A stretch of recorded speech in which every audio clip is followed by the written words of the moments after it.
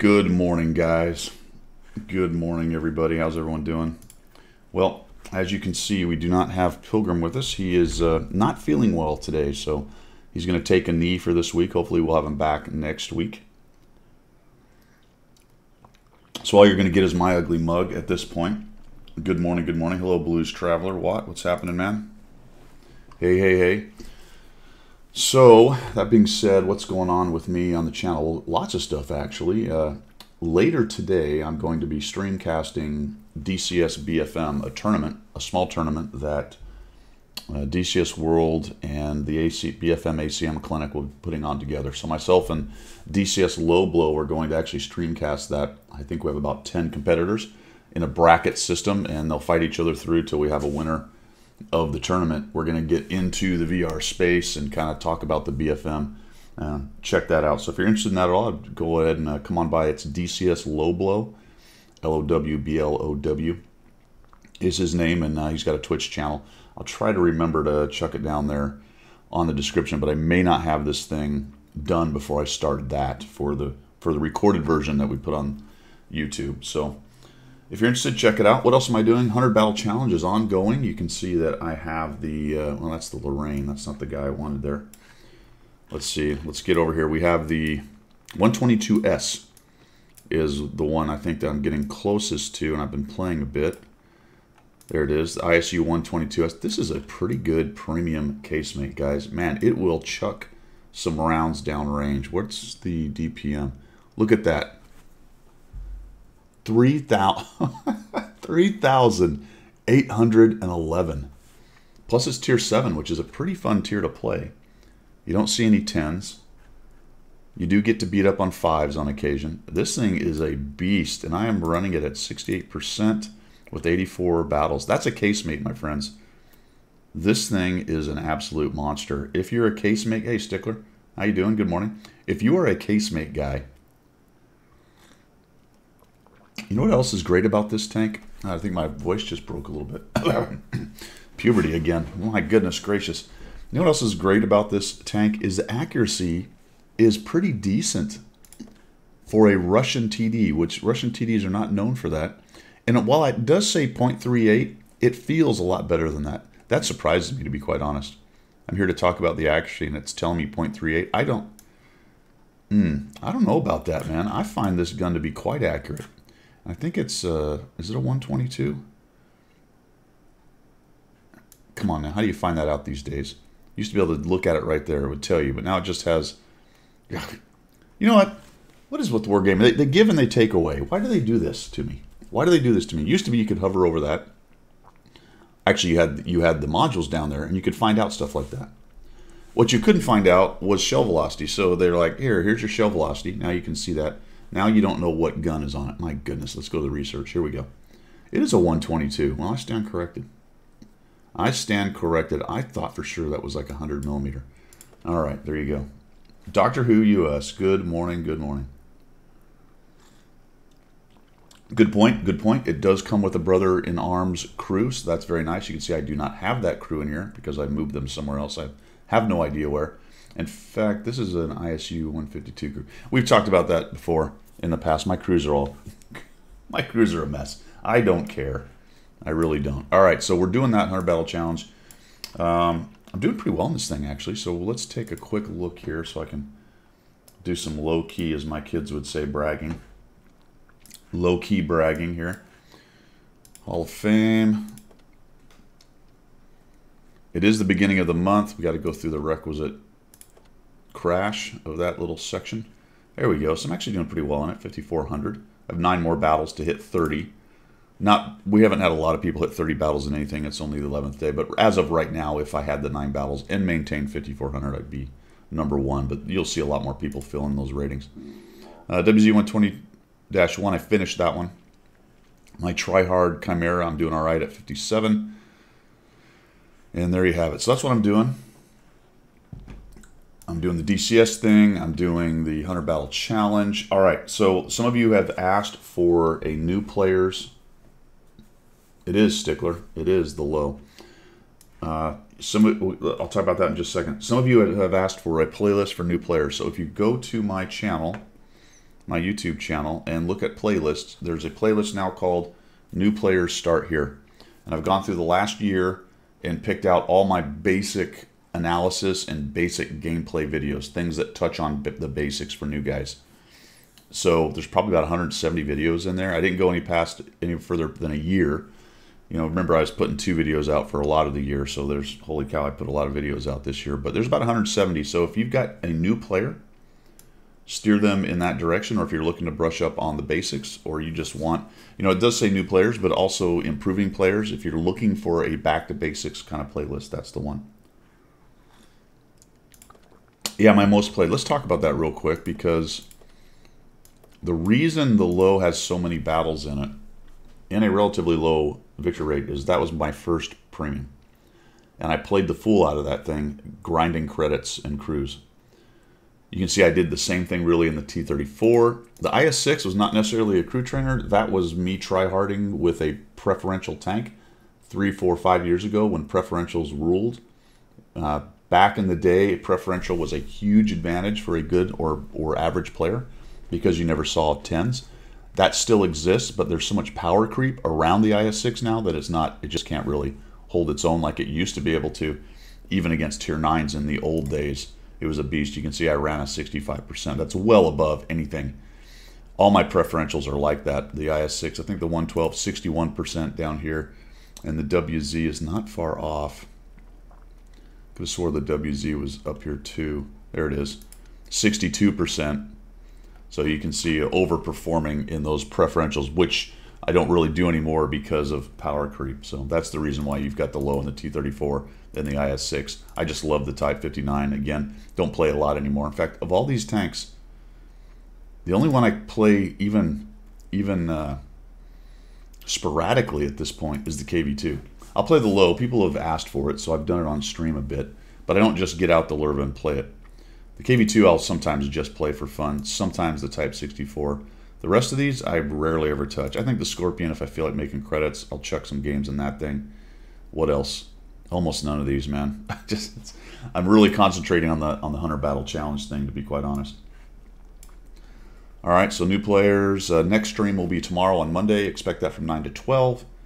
I will be doing a lot more DCS streaming, so watch out for that.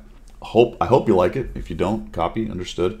I know a lot of people are single game guys, but I'm trying to expand out a little bit, and the DCS thing does support some of the what I'm doing with my company. So it's also a science project at the same time. Contest winners. The Chief. Is the Chief here?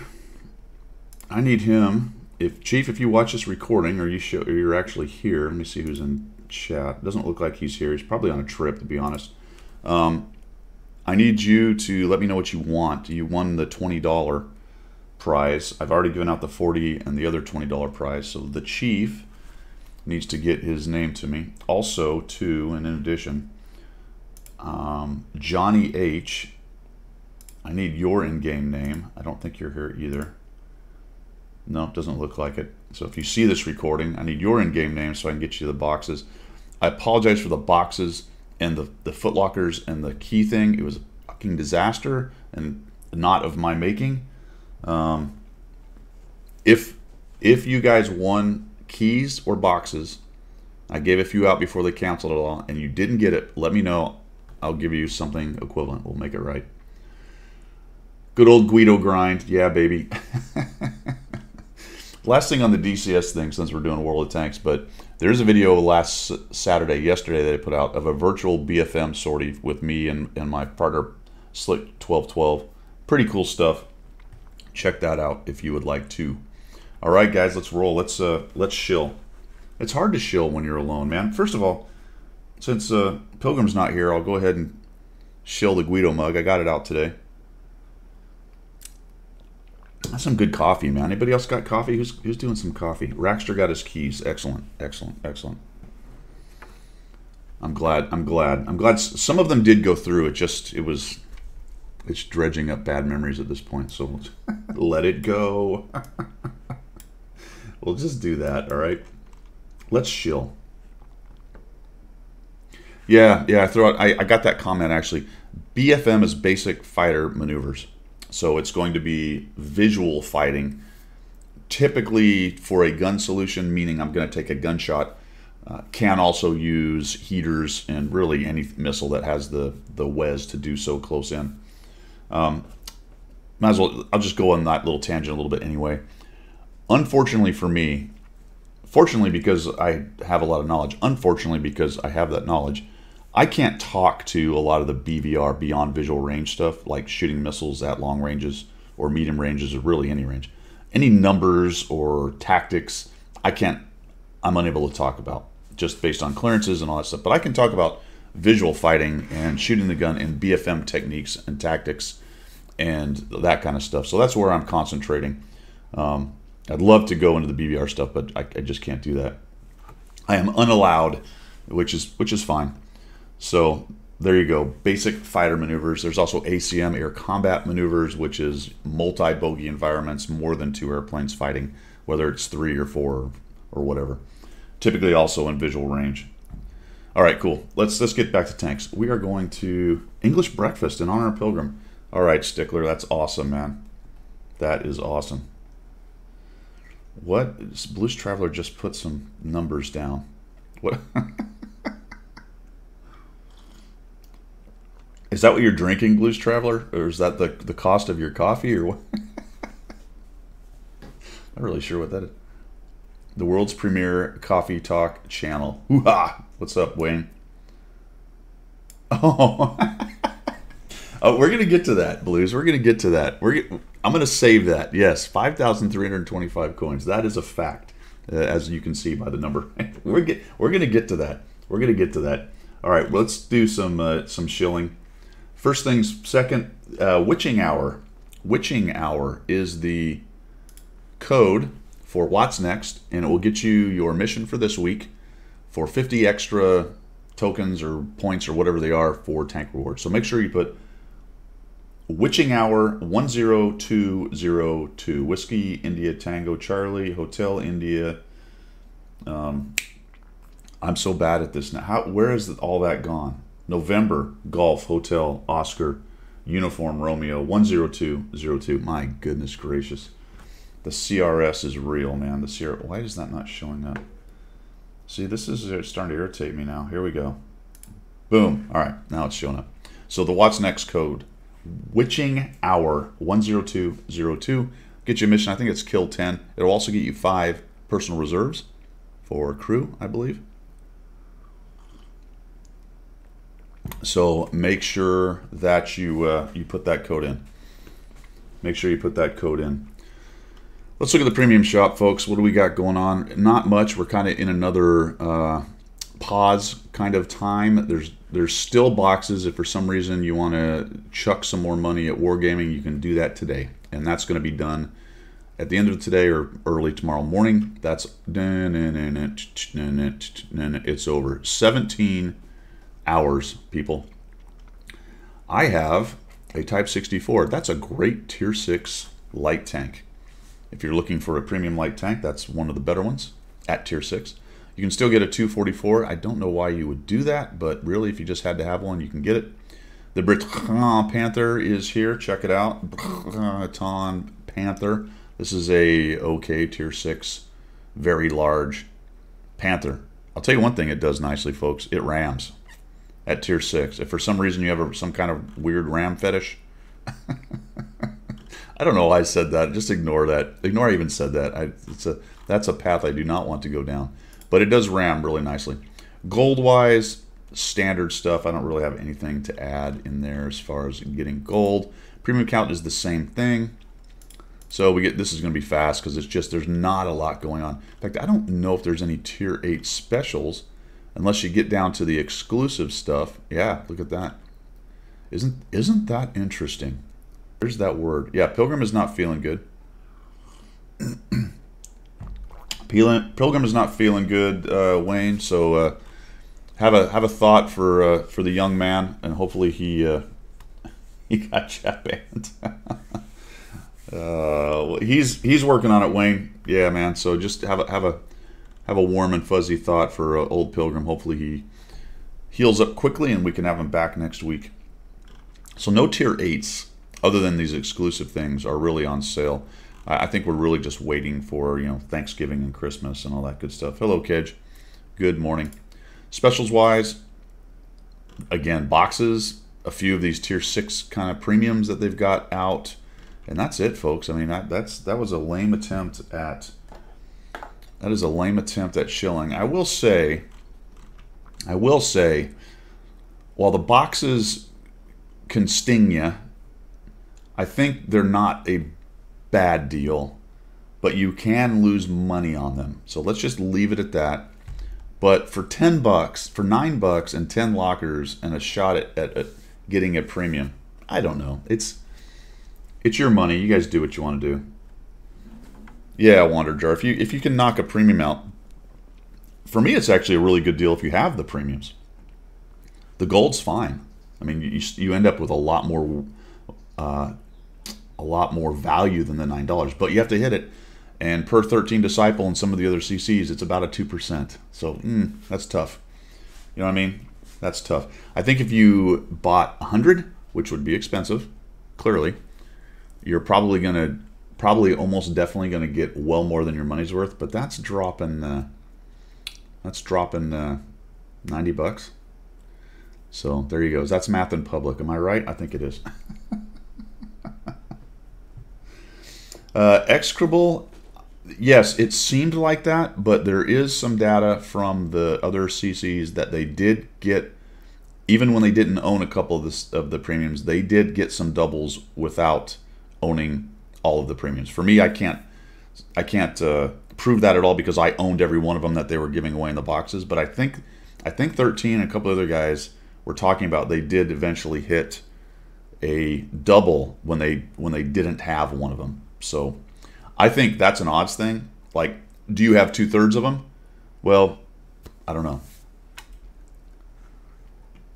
Yeah, Stickler's putting out the what's going to be some of the things that are out there. But there you go. All right, so that's enough of that stuff. Steelhunter is starting again. So if you're getting close to getting your last tokens or keys or whatever the heck it is that you get from that, and then the prize tank. So you're going to see a lot of the prize tanks running around probably after the last Steelhunter here. Execrable says he owned all 4 but got the 4 I didn't. Well, there you go. Yeah, I mean, you could be the one off, but that would be fairly unusual. Yeah, 100 Foot Lockers, 10 separate purchases. That is kind of painful. Oh, Kedge didn't get any premiums. Last set of 10 were Guido. 3 days of yeah. Yeah, so and that's the danger of the boxes. What Kedge's experience right there is absolutely the dangers of the boxes. You spend $18 and you come out with $12.95 of value, and frankly, some of that stuff you can win a lot in the game anyway for free. So I can't really get on a soapbox here and go, hey man, you got to get those lockers. If it was last year's Christmas boxes, I'd say you can't lose. It's impossible to lose, but it is possible to lose on these. Yeah, Dr. Hooch. You know, and so you know me, I've defended the Christmas boxes as not gambling because you straight up cannot fail to get your money's worth. I understand the mechanic of the gambling and blah, blah, blah. These, they cross the line, man. They really do. And again, I don't care. People spend your money wisely. What you do with your money is up to you, but you are gambling on these when you do the reroll. Yeah, I hope they don't change them either, Stickler. That could. But hey, the beauty of that is that now Pilgrim and I have almost 2 months of speculation to do. You know what I mean? Kind of like the speculation we did with the keys, which we'll get to that. We're gonna get to that. I'm trying to let the cat out of the bag right there. Steelhunter again. Like I said, Tank Rewards is ongoing. Make sure you're keeping up with the Tank Rewards. TankRewards.com. You can't really help but get something free out of that. So make sure you're checking all that stuff out. And I think that's it for there. We're going to jump into the missions tab in the UI. And again, there's last Waffentrager. Forgot about that. That ends today. Yes, that ends today. Has anybody got boxes off the last Waffentrager? Has anybody beaten one of the CCs or somebody driving a golden Waffentrager and got a gold box out of it. Let me know down below. I tried to give some away. I played it a few times here and there. I am not going to finish the missions. Woody spent all his tokens. The 780 has the tank idea of the open. What are we talking about there? Wander draw.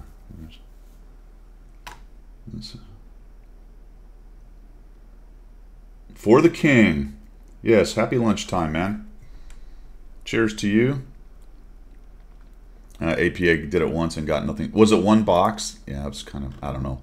Anyway, Harriers missions, I'm not going to finish those. Engineers missions, I did finish.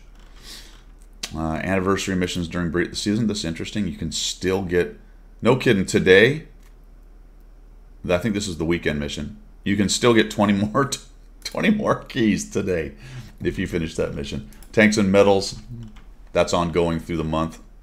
I've tripped some of those. Oops, that's tank rewards. Not. Oh my gosh, stop doing that. I hate that. There we go.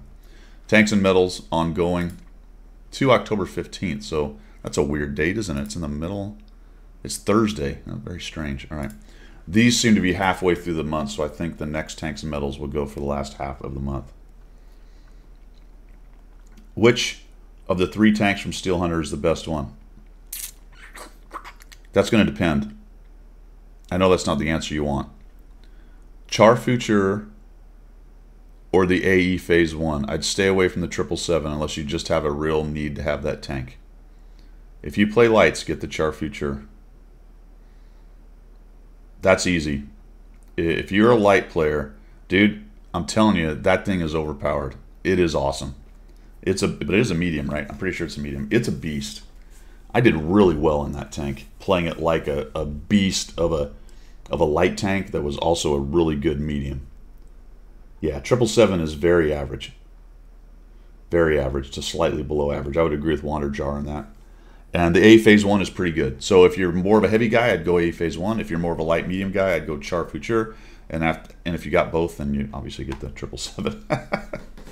All right, so I don't think there's anything else going on here in the missions per se. You know, light tank, medium tank stuff, make sure you're putting your code in if you haven't done it. The on track is the 121, which I think is getting a buff in the next. We'll get to that in just a minute, but the 121 is getting an armor buff. The 110E4, the 120, the 110E4 is also on track right now. You know, they've got the overlapping on tracks these days. So if you're grinding stuff out, Starlight thing is still going on. That goes to, when does that go to? My goodness, that's forever. October 22nd, so you still have all kinds of time to finish up the Starlight thing, which is, remember, that's connected to Twitch Gaming, Prime Gaming, whatever the heck they've rebranded it as. We should pretty soon be getting another Twitch Prime package, I believe, or Prime Gaming package. I think the next one. My assumption is it's still going to be boys related, so probably one of the other female heroes, because the male heroes were on all of the 3D styles and the 2D styles they did, and the first female hero from the show showed up with Starlight, and she came as a part of Prime Gaming package. So there you go. I would assume that there might be another female lead for this month. Not much going on there, guys. That's pretty much it for that. All right, let's get to news and such here. May end up being a fairly quick one today, guys. We've got, I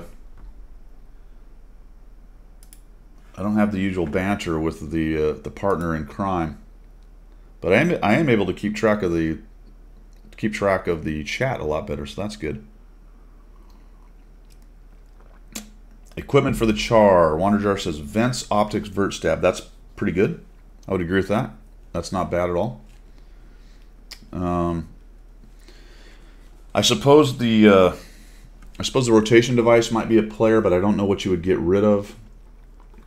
You might drop optics for it, but I think the vision game is important enough. You really wouldn't want to do that. So I'd agree the rest is pretty useless unless the meme. I mean, you might throw a, if you want to get real crazy, you could throw a turbocharger on there and see if you get a little more speed out of it, but it's already quick enough, so probably not really required. No, Pilgrim did not get a Twitch ban. No, he's under the weather, folks. Not feeling good today, so he took a knee. We'll get him back here as soon as possible. Did he get a Twitch ban? All right. Steelhunter I talked about. It's coming back with Stage 3. Here is the medium vehicle update. Let's talk about this real quick. So they're doing some rebalancing, and here's where I got the 121 is being worked on. This is great. So I was reading this. Even though the E50 Acm is already pretty tough, your feedback has confirmed that this vehicle requires a more solid turret. A more solid turret. So, making this tank less vulnerable in battle at any distance. Look at this buff, guys. 197 to 267. That is definitely dabbing #2 range for a lot of tanks. I mean, 267 flat plate is pretty flat. So you're going to need like 270 to have a fairly comfortable chance. 197 was almost nothing. I mean, a tier 8 heavy typically has standard pen good enough to go through 197. It is slightly angled, so it ends up being, depending on your angle shooting at it as well, ends up being more than 197. But you know, if you dabbed 2 with a premium tier 8 heavy, you would certainly go through it. Now, not so much, maybe. Not so much, maybe. So that's pretty crazy. This went, look at this. Wait, what? 480? What are we pointing at? 480? That has to be, what's the word? That has to be the calculation with the angle. But why would they do that? Why would they, I don't understand that. Does this one?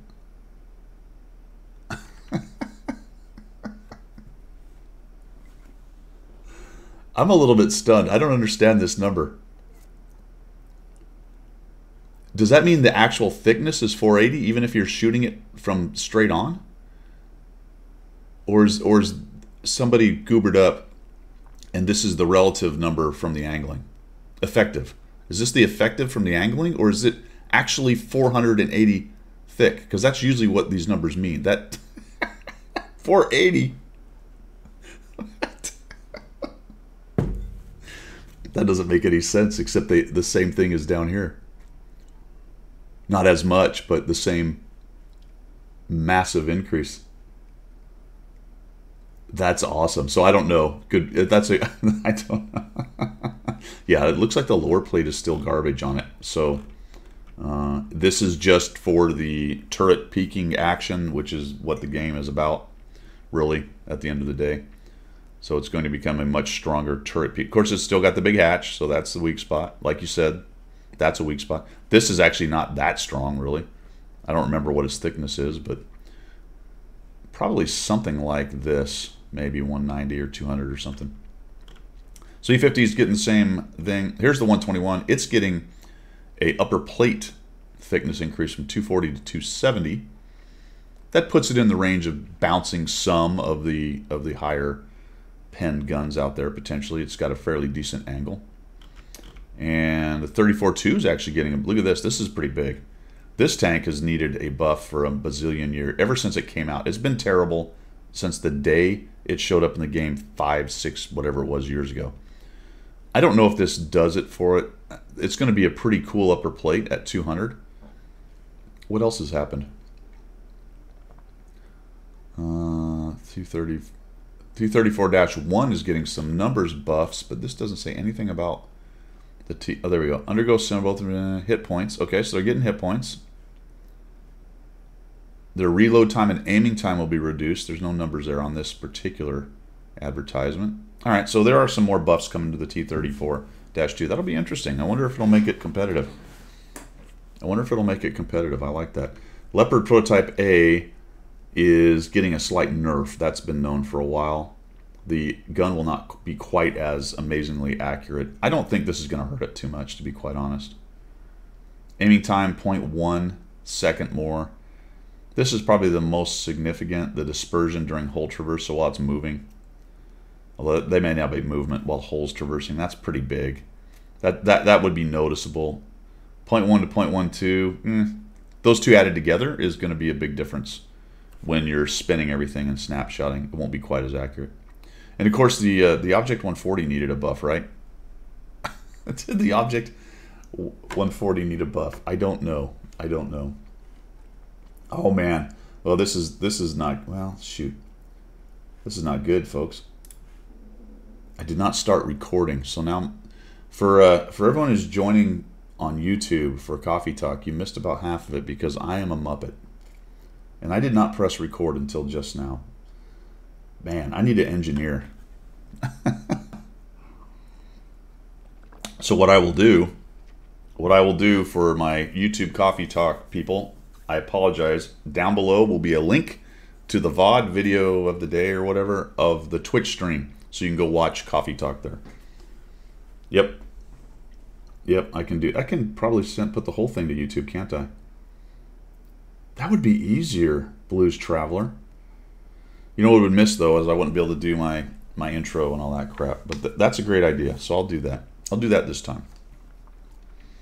And I'll record this, too, just in case Muppetry ensues from there, because... Whew. See what Pilgrim not being here did to me? It just threw me completely off. All right. That is the update.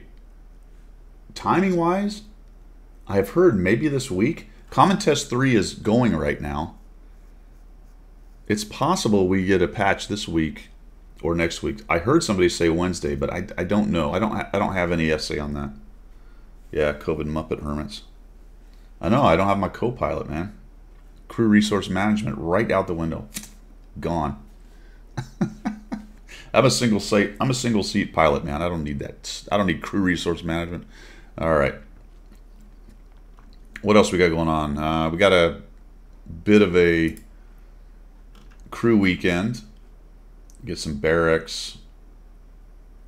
Okay, so crew training and barracks are 50% gold discount. Crew, that's a good one, man. If you need to retrain your crew, watch for these because you get the 50% gold discount, half price for them. Instead of 200 gold, it's 100 gold to do resets and things. That's a pretty good deal. So if you need to clicky through your crews, that now is the weekend to do so. All right, guys, last chance. Let's talk about the anniversary store thing. I guess I am going to have to admit defeat on that. I hate to do it. I don't like to admit defeat. Oops, that's me. I don't want to go away. There we go. But I'm going to have to, I think. I think it's over, man. I don't think there's anything special coming. And I'm disappointed about that. I am. But, you know what? Let's just click on this. We come here. There's the 5 keys that didn't do anything. Let's just look at it again. Legend has it, these ancient artifacts can open the locks of the very first garage built back in 2011. The keeper of 5 keys. The keeper of 5 keys can count on... Hold on, I'm going to save this. The keeper of 5 keys can count on, you can count on it, finding something quite valuable. I'm going to be honest with you guys. I didn't find anything quite valuable. I did not find anything quite valuable. All right, where's the store? That's that. That's this. Bundle. Oh, is this it? I know how to get it through the store, but what? There we go. So Wayne says 15,000 clicks. It's click, enter, tab, enter. So I just wanted to let you guys know I was going to do this online right here. We're just going to, here we go. I'm going to grab this. So I now have the A46. That's 1,500 of the coins. All right, so we're going to start clicking. You guys want to watch me click through this? I'm not going to do it. I think I'm going to buy a few of these things. I don't think I have this. Wargaming did not give me this one. Oops, no, I don't want that. And I don't have this. So we're going to take the cardboard armor thing. And I have the rest of them. I don't know if I'm going to go through any of this. I may do this. You know what? I'll be honest with you. I may not even click all these coins off. I don't know. I just was waiting for something. You know the kid on The Incredibles who's standing outside of Mr. Amazing or Fantastic or whatever it is, his house, outside the Incredibles house, and the guy's like, what are you waiting for? He's like, I don't know, something amazing? I feel like that kid, but nothing amazing ever happened. Like at the end when he finally saw something amazing or incredible or whatever he said. I feel like that kid, but nothing ever happened. I got socks and under. Yes. Yes. And mom and dad wrapped up that package and put something like that clattered around a little bit and made it heavy. Like there's some rocks in there or something. You're like, ooh, this could be something good. But when you open it up, it was socks and underwear. It wasn't even socks and underwear that, you know, they're wrapped up and they're squishy. You're like, I know what this is. It's socks and underwear. No, it's a tricky socks and underwear package. That's what I got.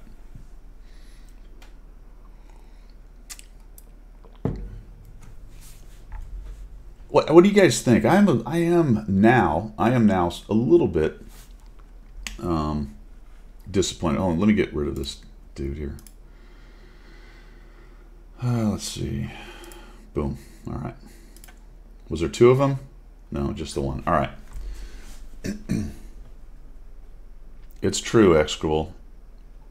It's true that some, especially when they start getting ratty, you're like, ooh, nice and new underwear and socks. These are very nice. That's true. That's true. It's not terrible. But when you're a kid or playing a game, you want something cool, man. Where was the garage? Seriously. It was supposed to unlock the very first. Did anyone see anything about the very first garage? That was how was that verbiage even in there? It's nothing. There's goodness. All right, Italian heavies. Have you guys seen these things yet? Have you looked at what they're doing? What they're doing with the Italian heavies? Let's bring Chrome back up here, and we'll go here, and let's go. Where is it? Boom, boom, boom. I'm gonna go back here. I think we have an article about Italian heavies. Where the heck is it? Dun, dun, dun, dun. There we go. Well, this is the video. Anyway, Italian heavies. They have an auto-loading mechanic on them, but they're actually going to change it up. I'm going to see if I can find it here on status report. I think it's on status report. Dun, dun, dun, dun. Where are the Italian heavies? Explained what was going on with the things. No, status report doesn't have it. Maybe Harkonnen's blog had it. There it is. All right, Italian heavy.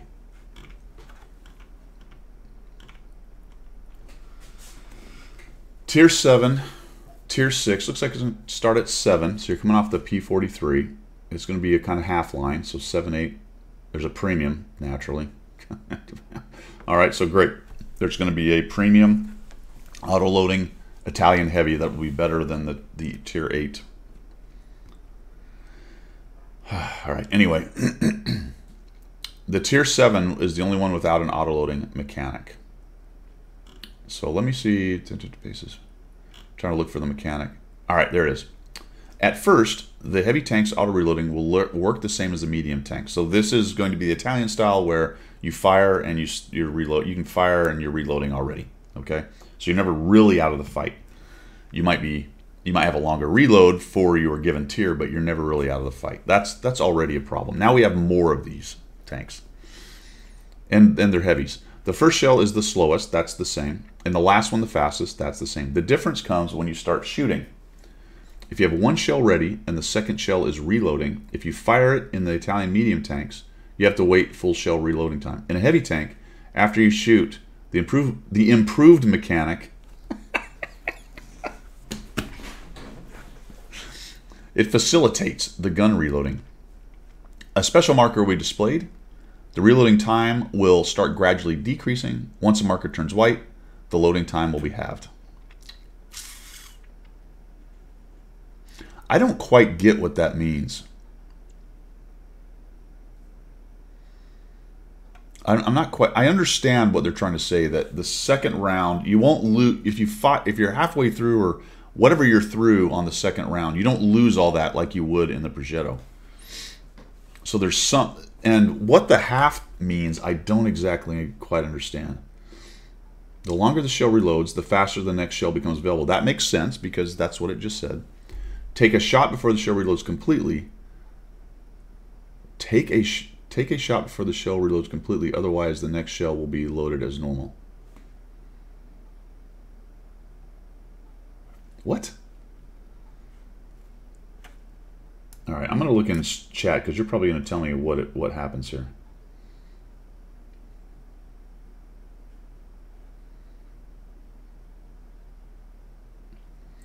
You get a half load speed if you fire too early.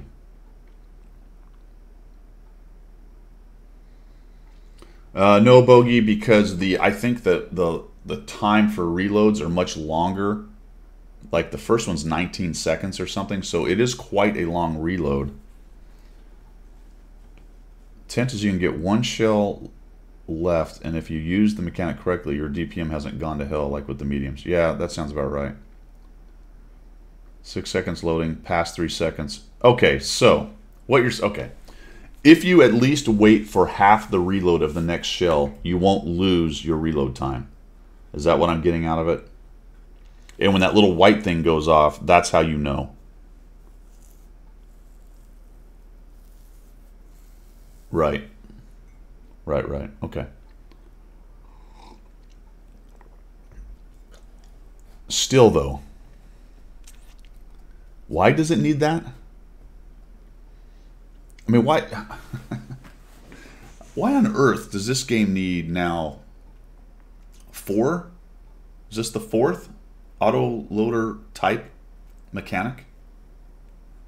Yeah, execrable. It is, and that's kind of a mantra in gaming. You got to bring out new mechanics and new stuff. But dude, weird. Yeah, don't get us started, Wayne. Now don't poison the well and make everybody mad. You're gonna get everyone fired up. The reload needs to be tomato proof too. Yeah, good point. So that's happening. You know what I'm saying? That's happening. Last Waffentrager is ending. Italian heavies are coming. Holy cow, so much crazy. What else we got going on, guys? It really is kind of a quiet time in World Tanks. I know there's several events ending, but they're all things everyone's aware of. The last Waffentrager, finishing up the anniversary thing is ending. Steelhunter's got one more event left, and then we roll into Thanksgiving and Christmas. There is a new 3D style coming for the Borsig. It's actually pretty cool. Look at that thing. Looks like got crazy Christmas stuff going on. So a bunch of camo sitting on it. These are pictures of it right here.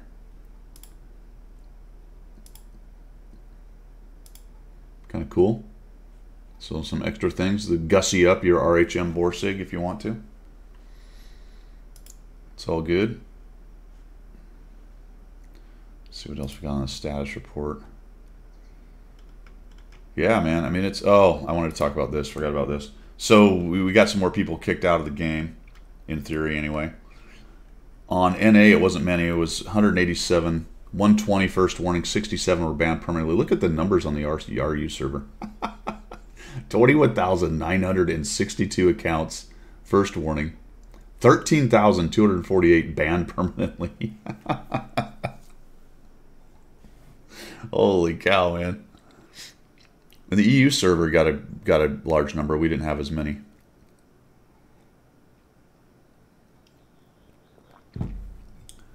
You know what, Wanderjar? That's a great point. Did they?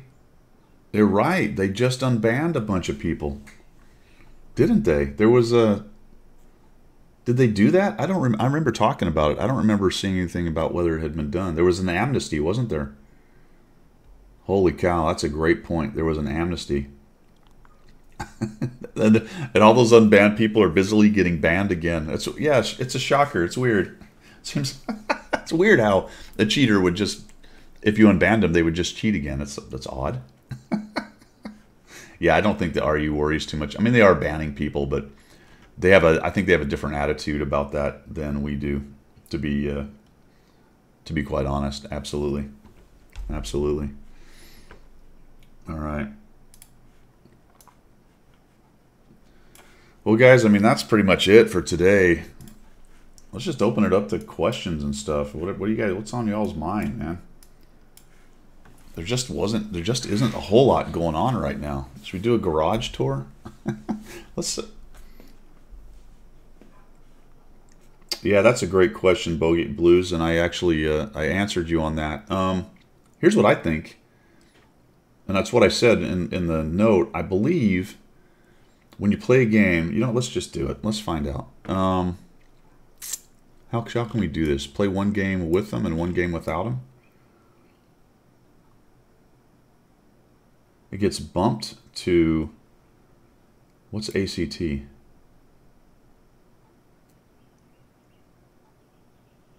It goes into your crew if you're accelerating crew training.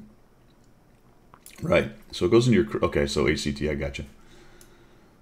I think the other thing, though, is, isn't it true that if you use an XP booster, because free experience is a calculation of how much experience you got, 5% or whatever it is, that doesn't it stand to reason that if you get more experience out of the game, your 5% will be more points?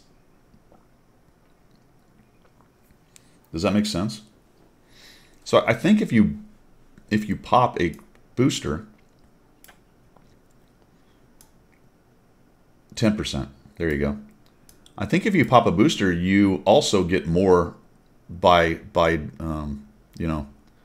connection. You get more free experience. Yeah, that's what okay, so Execrable is agreeing with me. The only way that would be, well, yeah, see, the only reason that would not be true is if the free XP is only off of base. You know what I'm saying? Open up a replay on Watt Replays and look at detail. Is it based? Yeah, if it's based on base XP, then it won't matter that you did a booster because that doesn't increase your base XP. Well, let's go to Watt Replays and take a quick look. Maybe we can figure that out by looking at it. Does it have all those calculations on it? I don't know. Let's check it out. Where's Watt? There we go. We'll just find a game that somebody did. Here, somebody did 5,000 damage. And let me bring this over to... Let me bring this over to here so you guys can see it. We'll do this. There we go. All right, so we got this game. We'll go to detailed report. And we're down to experience. I'm going to have to put my binoculars on. This doesn't say how much free you get, though. That's not helpful, is it? No, that's it right there. That's the free. I'm sorry, not free, but yeah, free experience. It looks like base, doesn't it? It's base. Yeah.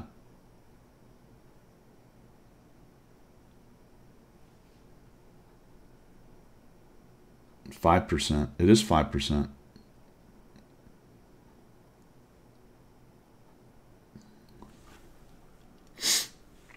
It is 5%. This guy is running. This guy is not running premium, is he? Right? Because this is the non-premium side. This is the. He's got a standard account, right?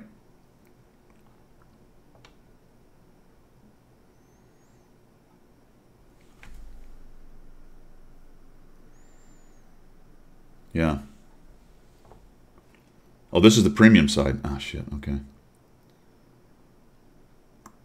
How do you know it's a ×2? It is a... Okay, so it's a ×2. So this guy got 510 experience, right? ×2. Got him... No, that's not true. 1,000. Oh, jeez. See, so there it is, 2,000. That's... Okay, so he actually got... He had a good game. All right, that makes sense. Just look over here because I'm a complete muppet. He got 1,021 experience. So he got 1,021 experience. That 5%, that gave him, that's his base. So he got 51 free experience. You ×2 that to 2,042.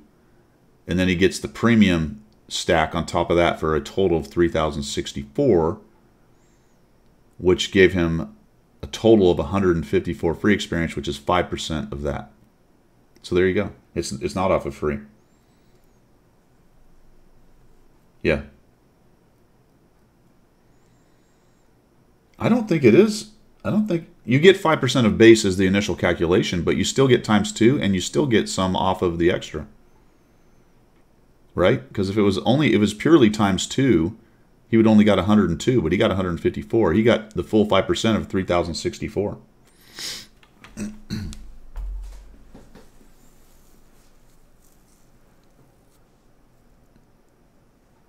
What that doesn't prove to us, because I don't think this guy's running a booster. This does not look like it's running a boost. Well, let's find another one. I don't remember. Does it show booster stuff? I think it does if you're running one.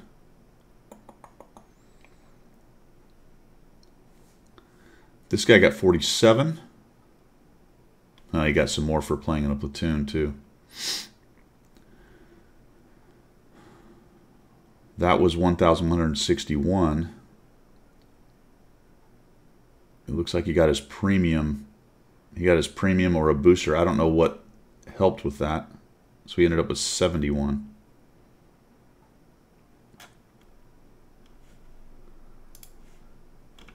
I don't know.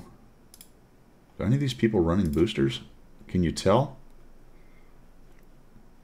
1,428. No, that was his base.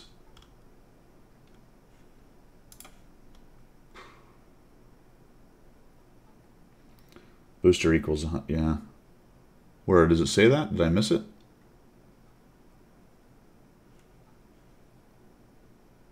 Yeah, we'll say, yeah. Premium vehicle tier. That's the premium bonus. What was he running? Was he running a premium? Yeah, Lance and C. So he got his bonus for, boom, 107. But that doesn't seem right. What's 5% of 2,356? It's more than 107.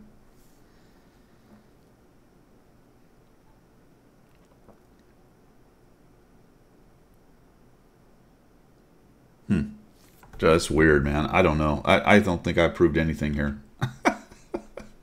I still don't think I've found anybody here who's been running a booster with their game. Personal missions.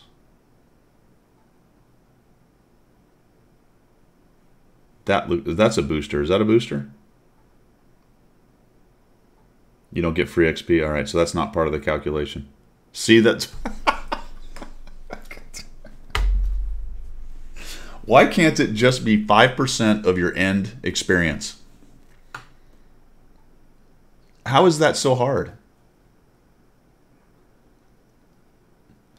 I don't think we proved a single thing here other than it's confusing. There you go. Wanderjar just posted a link. It takes a bunch of math experts to figure this out.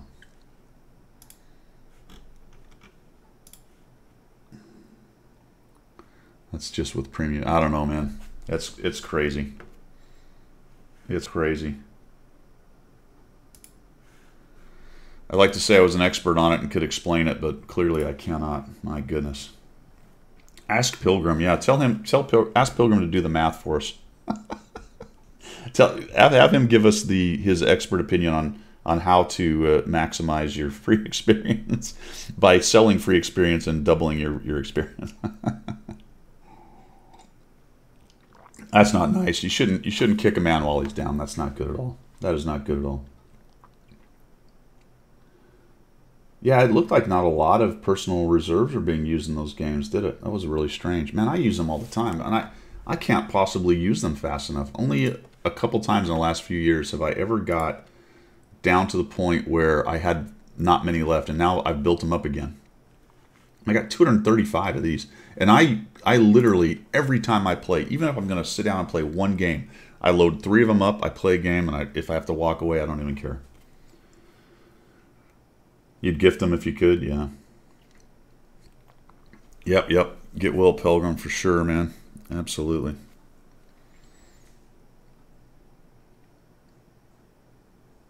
I don't know. Stickler, I think it does not, is my understanding. I think it does not. But that's a wild-ass guess. Yeah, there you go. So X-World's got it. Not for MOE, but for experience. There you go. Send me all your XP boosters, guys. Absolutely. I think you should be using them. I mean, especially if you're grinding something. Why let them sit there? It's extra experience. It'll get you through the grind faster. You know what I'm saying? I think that... I mean, I don't know. I don't know why you wouldn't, to be quite honest. I know some people have this thing about it gives them worse RNG, and I don't really believe that. A swag. I've never heard it called a swag, but is that one level above WAG? It's where some pseudoscience has actually been thrown on top of it to give it the veneer of respectability, but it's really just a common everyday WAG. There you go. If I say it in a scientific manner, then my WAG becomes a swag. It's not any better. It's got, you know.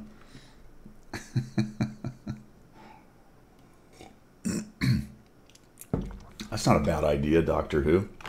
A tinfoil, a coffee talk that is nothing but rumor, innuendo, and tinfoil conspiracy theories. That's actually not a bad idea, man. That is not a bad. I'm gonna have a think on that. I think we could probably have a great. We'll advertise it. Like, bring all of your tinfoil swag. Bring all of your assumptions.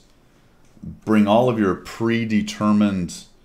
All your predetermined conspiracy theories. Bring every bit of rhetorical argumentation that you can bring.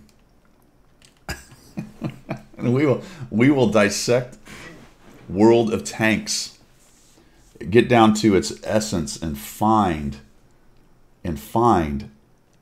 the core conspiracy that holds it all together. You know, the theory of everything.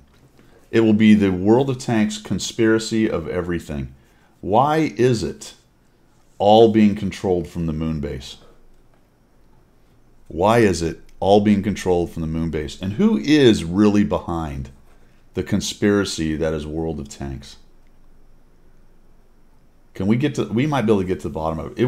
We're going to crowdsource. We're going to crowdsource to the core of the conspiracy. If we get enough people with enough ideas, no facts allowed, no science, no math, we could probably, on April 1st, there you go. April 1st. What are the odds April 1st of next year is on a Sunday? Not good, but I'm going to check anyway.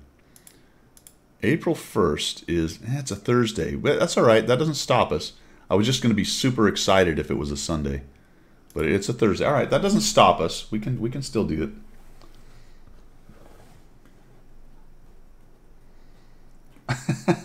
For the king. I know, man. You guys in your gamer tags, man. Yeah, twerking and a merkin makes me feel always a little bit uneasy, especially when I'm doing a video of his from one of his replays. And same thing, Beanhole Bandit is you always get a little You're not feeling quite right when you say those things. Yes, wargaming math is allowed, especially if it's just in connection with your conspiracy. If you can take, all right, so some math would be allowed. If you can take statistics and take them out of complete context, as small a sample size as possible, and if you can then make wild ass assumptions about those statistics and then come up with a conspiracy, that is 100% allowed. 100% allowed. Yes. So I retract my no math. It depends. If it's terrible math or statistics, it is absolutely allowed. For example, you can say, if you could play a game on Sunday once and lose the game, and then if you come back and say, you know, all I've done this month is lose, right? You played one game the whole month and you lost, and you can come back and say, this month I'm 0% win rate. That's the kind of thing we're looking for right there. That's the kind of thing we're looking for. Russian math is in effect, you know, 1 potato, 2 potato, 3 potato, 4, all that good stuff. All that good stuff. Oh man, that's gonna be funny. Hold on, because oftentimes I think I'm just gonna remember this, but I'm gonna write this down at the top of my list of coffee talk. Let's see. Conspiracy Coffee Talk Live.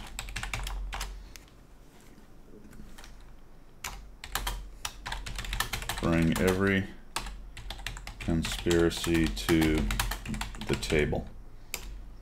Get to the core conspiracy.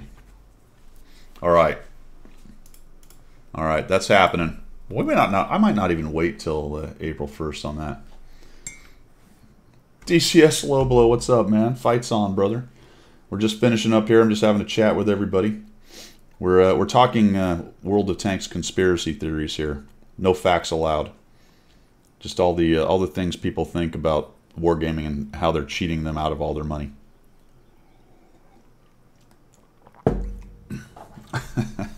We're gonna have a stream soon, and it's gonna be nothing but conspiracy theories. We're gonna try to get to the core conspiracy theory of World of Tanks. The wargaming moon base. What the heck is what's the owner's name? How come I got a case of CRS right now? Can't remember shit. Someone chuck it down there. What's his name? Not Victor Keesley, the big man. The big man. What is his bloody name? Serb. Elon Musk. It is. See? DCS Low Blow is on step, guys. He's on step. There's a connection we hadn't actually made. There's a connection we haven't actually made. I want everyone to have a good long think about whether you've ever seen Serb and Elon Musk in the same room at the same time. Have you? Okay. Coincidence? I don't think so. I don't think so. And who would be more likely to build a moon base and control wargaming? Elon Musk or Serb? Think about it. Who has rockets? Serb doesn't have rockets. Elon Musk has rockets. He could already be on the moon. It is a no-brainer. It is a no-brainer. I think Elon Musk is behind wargaming. That opens up the aperture. Now the conspiracy theories can run wild. Not that they haven't run wild anyway, but yeah, that's a whole nother level. Low Blow. I think you've you know, Low Blow could be an agent. I think he's just come into chat to throw that out and just stir the pot. Stir the pot. You're Florida CC. Punish him. Punish him with bad RNG. That's the only reason I lose. The only reason I ever lose is because the game makes me lose. Otherwise, I'd be 100% pretty much. Yeah, there's going to be an electric tank. I want to see him put a tank on top of a rocket and fire that into space. Go flying by Musk's Roadster and just blast it as it goes by. My team sucked. That's right, Bogey. That's right. At a 49% win rate, your teams are bad 51% of the time. 49% of the time, you are Patton riding through the west of Europe all the way to Berlin. Oh, low blow, man. You're trying to start a fight. You're trying to start a fight. I think most everyone in here dislikes the way they're mech'd in the game. I dislike the way they're mech'd. I don't like how much they bounce. I don't like how they don't get slowed down. I will say that they are better right now. Wouldn't you guys all agree that they're slightly better right now? Not the premium one. The premium one did not get the mechanic changed. The tier 8, 9, and 10 do get a little more slowed down. So, yeah, Wayne's like, burn them with fire. I don't care if they were nerfed. Nerf them until they don't exist. Yeah, Doctor Who, slightly. And that's what I'm saying. I'm not here to tell you that it's fixed. That is not. That's not even it. But they are better than they were by leaps and bounds. Not leaps and bounds, slightly. See, I was just about to start shilling for Wargaming. I was on the cusp. I was on the cusp, guys, of doing it.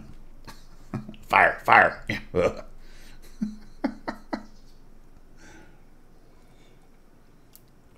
They're only a 20-yard dumpster fire instead of a 30.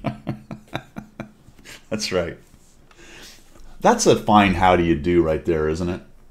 To actually say, well, you know, I've seen worse dumpster fires. I've seen worse. That's not a bad dumpster fire. It'll be fine. Just throw some water on it. It'll go out eventually. Cliffy, you are absolutely right, dude. Do I not suck on Mondays or what? Why do I stink on Mondays so hard? It's weird. I think I've done it to myself, man. Wheeled vehicles or WT? Frankly, the WT. I'll take the WT back tomorrow if they removed wheeled tanks. Absolutely. What do you guys think? Who's with me? Bring the WT back, get rid of the wheeled tanks? That's what I'm saying. Yeah, Sutek. Absolutely. That's the point, right? That's the point. And that's a backhanded compliment to the Balance team, isn't it? Good job, Balance team. It's slightly less crap than it was. Good. Thank you. Thanks for the fix. Thanks for the fix.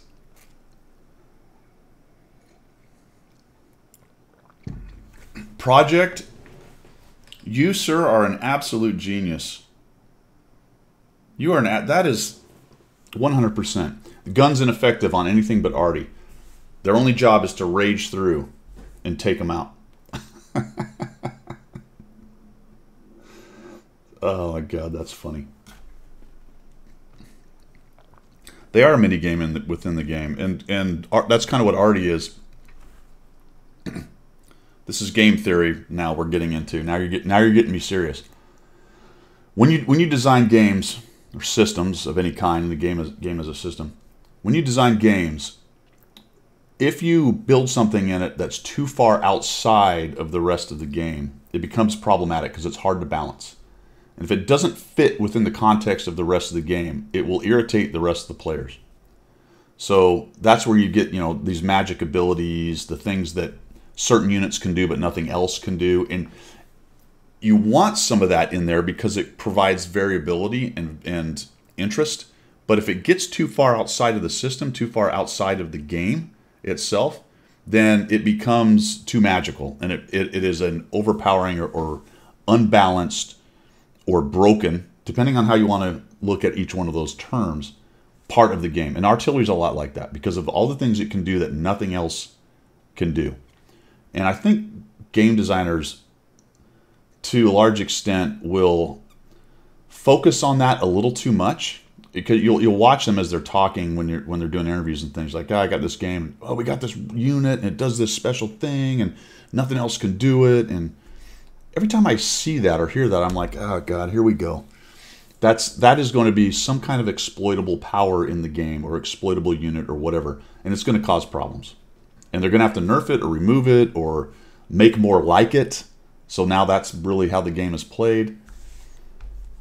That's the problem with things like wheeled tanks and artillery. Auto reloaders, yep. Auto reloaders are part of that. That's a good point. The auto reloaders are kind of that same idea. Because the game, you know, when I first started playing and there was no auto reloaders, it was very much a chess match. You had to reload and you got to shoot and then you had to deal with the reload, right? You had to hide or you had to, if you were a fast reload, you could maybe get in and flank and but you weren't like, nobody was really going to be deleted from the game in seconds, other than Artie once it got real powerful after about 3 years of the game. But still, that concept of the chess game, of the one shot and the reload, that was there for a long time. And then they started adding the autoloaders. Then they started adding the giant alpha tanks. Then artillery was ascendant. They've pounded it back into the ground, but it still has some of those capabilities. And now, especially at high tiers, it's just easy to be deleted. You know, you're driving along in my automobile, gone. You know, it's over. You're back in the garage. And I think that's a problem.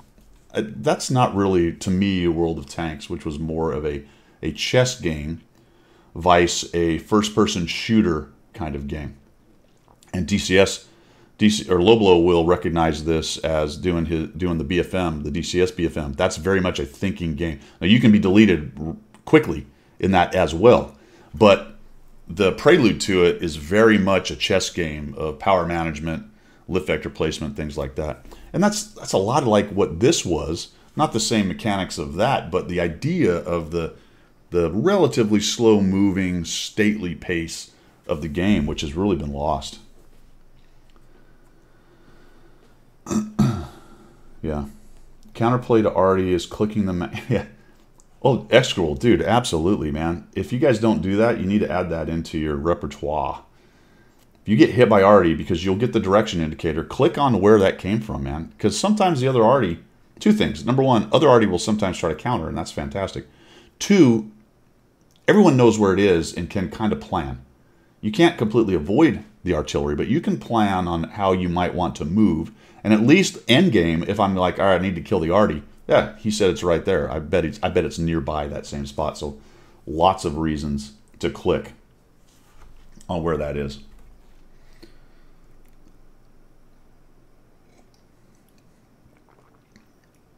Yeah. The 268 version 4 was even for wargaming one of the more bizarre releases and decisions. And the only thing I ever came up with that made any sense to me, might as well get into conspiracy theories, is that tank was somebody's baby and they shepherded it through and somehow protected it from being any kind of balanced when it came out. It was so obviously overpowered. You didn't even need two brain cells to rub together to understand that. Sometimes we get tanks that come out and people freak out. The IS-3A, the Defender, some others. People lose their minds. Oh, it's King Kong. It's so completely overpowered. It's going to destroy the game. Blah, blah, blah, blah, blah.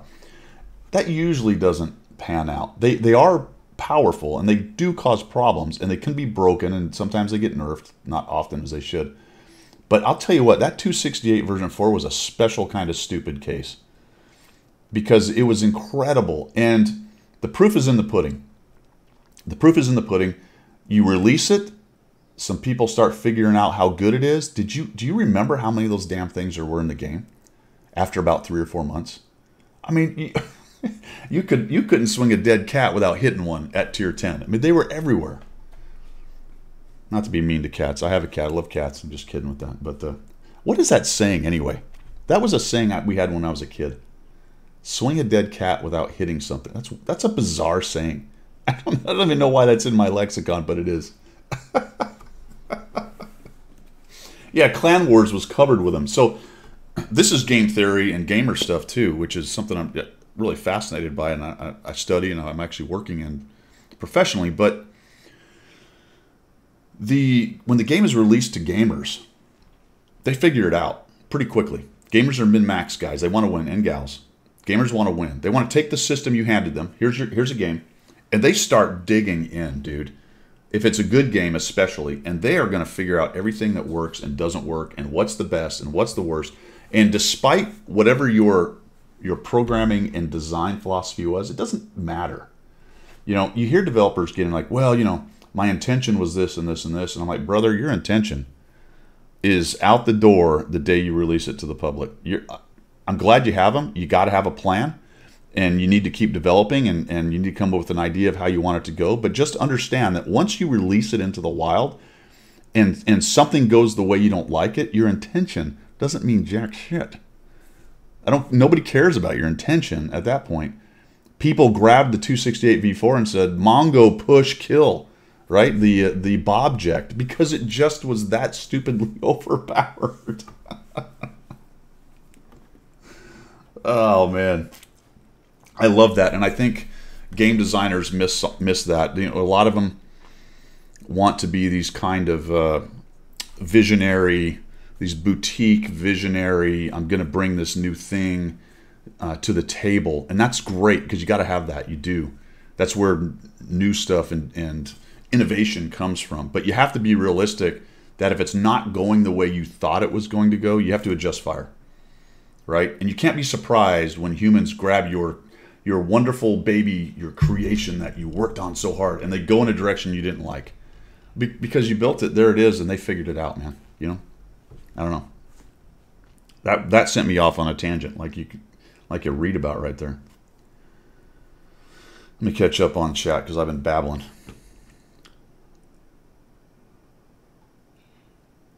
Yes, project. Yes, 100,000. Exactly correct. That's exactly what I'm talking about. Speed. That's what a great example. I'm adding that to my list of examples because you're 100% right. 100% right. I've seen some of those. Those are great videos where the developers are sitting there and they're like, what is he doing? What? How did he? You're like, brother, that's your game, but my friend, that's there, and someone figured it out. And what I can't figure out, I know why, but I can't mentally square the corner sometimes. It's difficult for me to understand how these people do that, right? So they got this game, they beat it. Some gamers are just that good. It takes me forever to beat games sometimes. Sometimes I have to go to YouTube and have somebody help me out and do it. But you know, I love them and I can play them and off I go. Some of these guys, within days or weeks at the most, are doing these speed runs where they found all these weird little things, these little, and we'll call them exploits because, I mean, they are not exploits in necessarily a negative manner because the developer did not intend for that to happen. So exploits used as not a pejorative, but just as not an intention of the developer, which again, you know my opinion on that. But they use all these little things to get through and speed run on these games, and it's awesome to watch, man. Because for me, that's the human ingenuity element that is missing from AI.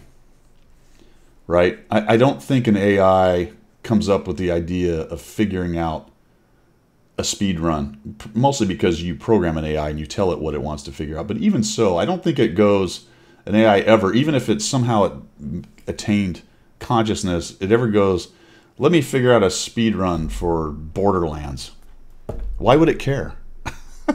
What would be the benefit of that? A human will, though. A human will.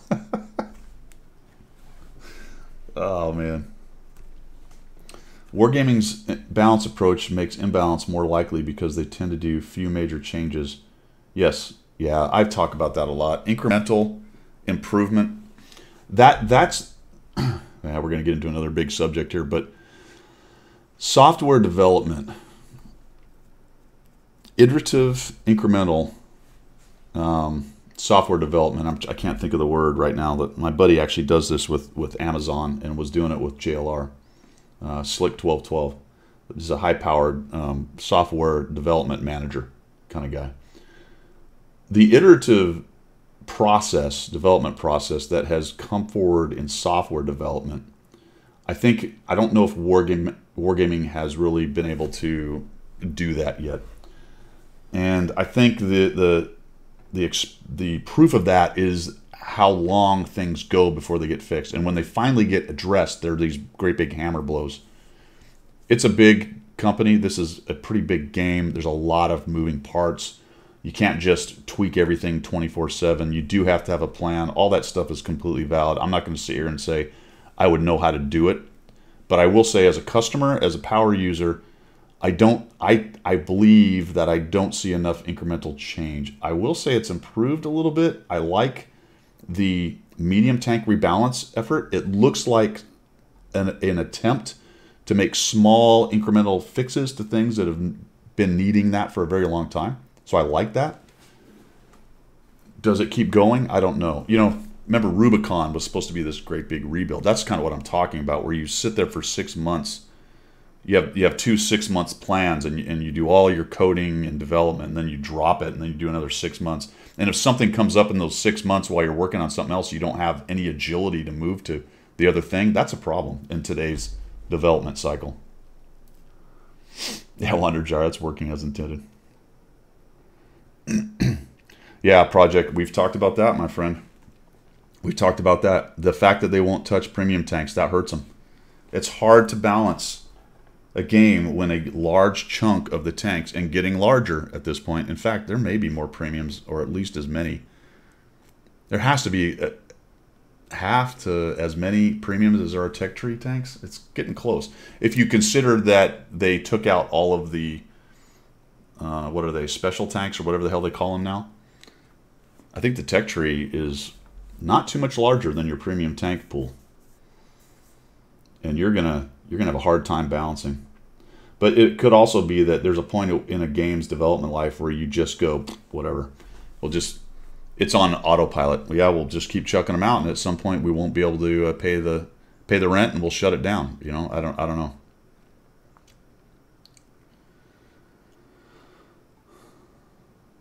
Yeah, I don't know, Execrable. You might be right. Maybe that's just not a thing anywhere.